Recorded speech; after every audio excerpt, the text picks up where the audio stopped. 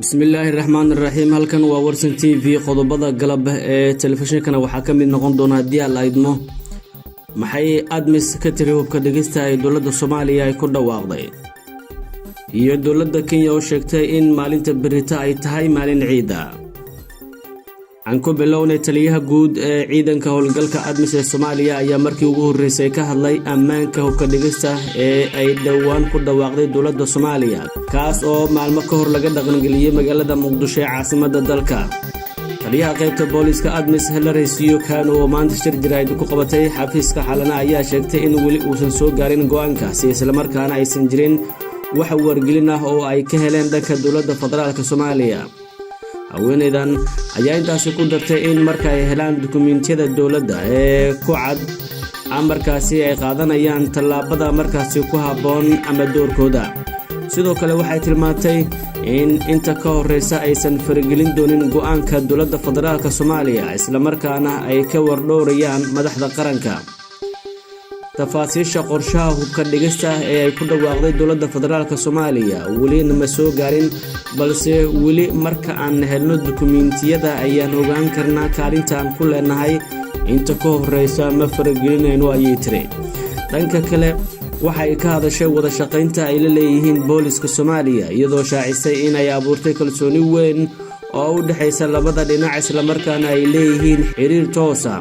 mararka qaarna ay si wada jir ah ay u qaadaan howlgallada hadalkan ayaa ku soo aadaya iyadoo haatan Muqdisho uu ka dhaqan galay amarkii madaxweyne Xasan Sheekh Maxamuud ee ahaa in aan hub culus lagu dhex qaadan karin gudaha caasimadda oo haatan howlgallo amni xaqiijina ay ka wadaan ciidamada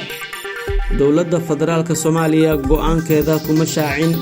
in uu saameyn toos ah ku leeyahay ciidamada admis oo iyaguna ka howlgala gudaha magaalada Muqdisho ee caasimadda dalka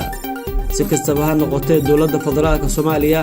ayaa labadii toddobaad ee u dambeeyay wada qorshayaal cusub oo lagu sugayo amniga magaalada Muqdisho oo haatan qaybo badan oo kamid ah lagu wareejiyay ciidanka booliska qaabka militariga u tababaran